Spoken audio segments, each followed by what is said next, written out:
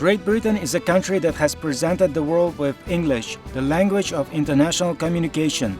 Also, the country is famous for the universities of Oxford, Cambridge and Westminster, rich National Library, legendary British Museum, which ranks second in terms of attendance after the Louvre. This is the explanation why the media event within the framework of the International Multimedia Project, Cultural Legacy of Uzbekistan in World Collections, has been organized in the capital and the center of cultural life of the kingdom. September 16, London. The organizing committee of the World Society for the Study, Preservation and Popularization of Cultural Legacy of Uzbekistan.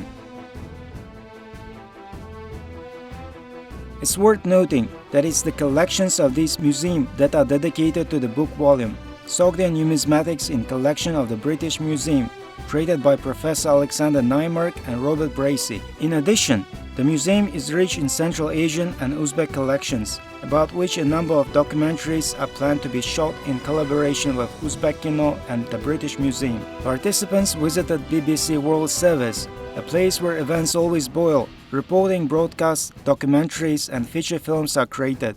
The successful implementation of the project, Kattalangar Quran, Myths and Facts, is a successful example of cooperation between the BBC and Uzbekistan. As part of the meeting, an agreement has been reached to begin production of a series of new documentaries that will tell the viewer about the historical changes in Central Asia over the past 3 years. In addition, an agreement has been reached on the creation of films of historical and cultural direction.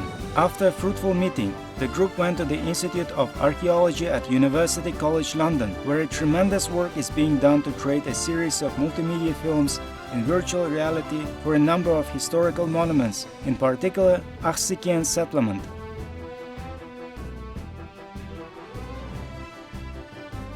On September 17, famous London Travelers Club hosted a media event, New Uzbekistan Unique Cultural Initiatives, which brought together more than 60 leading scholars of Britain studying the cultural heritage of Uzbekistan. The main event of the media event was the presentation of 13 new book volumes of the series, Cultural Legacy of Uzbekistan in World Collections. The event culminated with a reception in honor of the 28th anniversary of state independence of the Republic of Uzbekistan, organized by the country's embassy in London. The event was attended by Baroness Denise Kingsmill, President of the World Council for Crafts, Rosie Greenlees, members of parliament, representatives of ministries and departments, business and academia, the diplomatic corps, the media, as well as activists of the Uzbek diaspora and students studying in the United Kingdom. On the basis of the results of media event, it has been planned to adopt a roadmap for the work of the British part of the project, Cultural Legacy of Uzbekistan in World Collections. It was a pleasure to work on these ceramics in the Fitzwilliam, which are very lovely. I don't know if you can all bring to mind what ceramics from Samarkand look like. Samarkand has a long history of fine ceramics production, and the Fitzwilliam mainly concentrates its collection on pieces from the Timurid period in the 15th century and a few 19th century pieces. But the first piece I'm going to show you is in fact a Chinese piece. The study of Timurid ceramics is dependent on a close understanding of the history of blue and white porcelain production in China, and that's why I'm showing this, which is a fantastic yuan piece in the Fitzwilliam. These type of blue decorated wares were produced in the city of Jingdezhen in northern Jiangxi province from the first half of the 14th century, and they were exported in huge numbers across Asia. It's a case, in fact, that the development of this new blue and white style, it wouldn't actually have happened without the involvement of Arab and Persian merchants who commissioned the pieces for sale across the Middle East, but also there were Persian craftsmen who were involved in the initial making of this blue and white in Jingdezhen. We can get some idea of the scale of the exports at this time from the numbers of blue and white pieces that have survived in 3 royal collections. The largest one is in Delhi, in a palace built by Firuz Shah Tughlaq, and that's the least well-known collection. But there are also important Persian court collections, which finally ended up in the Ardabil Shrine in northwest Iran, and of course in the Topkapi in Istanbul. At this moment, we have no idea to what extent Chinese porcelain was in use at the Timurid court. But we do have the account of a Spanish envoy, Ruy González de Clavijo. He travelled to Samarkand in 1403, just 2 years before Timur died, and he left a very interesting account in which he mentions that members of the Timurid court were served food, and I'm quoting, on dishes of what is known as porcelain, and these last much esteemed and of very high price. So we don't know if an object like this would have been at Timur's court, but we can suspect that it might have been. When you look at this jar, there are 2 elements that are very distinctive because they're going to have a huge impact on the subsequent production of copies of blue and white. And one is the decoration around the rim, which is actually of crashing waves, and also these large lotus leaves and the motif of a duck, as Dr. Melville already mentioned, the duck and the leaves on the pond. So this is another bowl in the Fitzwilliam. It doesn't look very much. It's a bit dirty and a little bit broken. But in its heyday, in the moment it was made, it would have been a nice clear blue and white. And I think you can see that the decoration in the centre is derived from the decoration of the piece that we saw just now, the jar. It's got lotus leaves and lotus flowers and the sort of stems. Now I want to show you this piece here because you can see that's exactly what the piece that was made in Samarkand is derived from. Now that's a piece that was made in Jingdezhen in China. How did this Chinese pieces, were they being copied directly in Samarkand? Well, in fact, there were a few steps that happened in between. Timur had sacked Syria, principally Damascus, in 1400. And we know from that same Spanish envoy that he collected up craftsmen and he took them back to Samarkand. So this piece here is a piece that was found and excavated at Hama after, and we could tell from the way the objects had been burnt, that this was after the conquest of the city.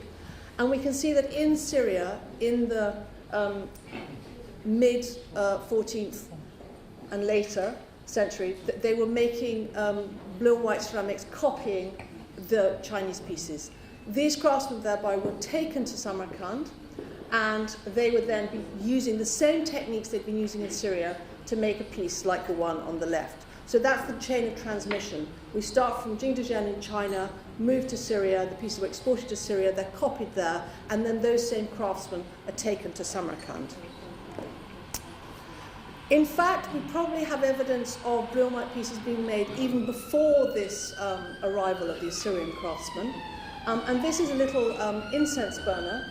I think you can just see that it's on little feet, and the feet are in the shape of lions. And this is actually a type that was being made long, long before this. We have this piece here is a piece from the 12th century in the Metropolitan Museum vault, and it's a metal piece, and it's being copied in ceramics. It's a very charming piece in the Fitzwilliam, and it's completely unique.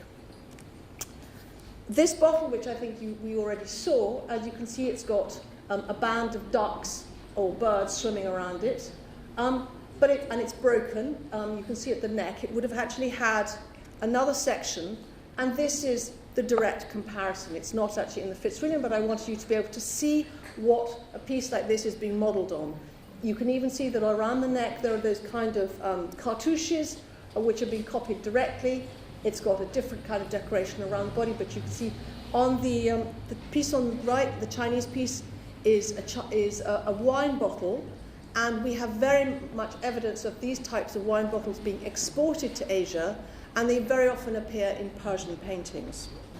So far we've only looked at blue and white pieces, but they weren't the only ones to be made in Samarkand at this time. The second most important colour scheme was using black painted onto the body and then covered in a turquoise glaze. This was a very old colour scheme that had been again used in Iran and indeed in Syria from the 12th century onwards. You can see 2 birds on the bowl, and there's a sort of feathery tree. And the type of painting, this type of design, is actually, we have some comparisons with some buildings in and around Samarkand on the wall painting, which sort of situates it in Samarkand. This particular dish once belongs to a collector called Oscar Raphael. He was around in the first half of the 20th century, and he exhibited this particular piece. He lent it to a very, very major exhibition, one of the first important exhibitions of Persian art here in London, which was at Burlington House. Now we call it the Royal Academy. And I found this photograph, which is of the actual gallery where this piece was displayed. And underneath you can see I just shot the little section from the catalogue. When it was being exhibited in 1931, they thought it was from Syria. You can see it says probably Syrian 15th, is it 15th or 14th century? 14th century. Whereas now, in fact, I can prove by comparison with other pieces that this was a piece that was being made in Samarkand. In 1411, Shah Rukh, the son of Timur, decreed that all of the craftsmen who had been brought to Samarkand should be allowed to leave the city.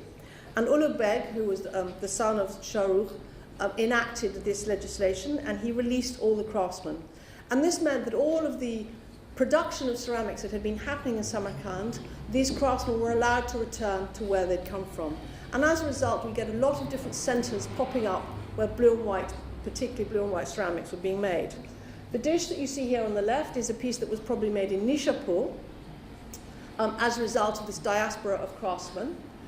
It's got a very lovely, again, it's a little bit damaged, but you can see it's got a lovely series of 3 pomegranates and a banana leaf in the centre, and it's still got the kind of crashing waves around the rim.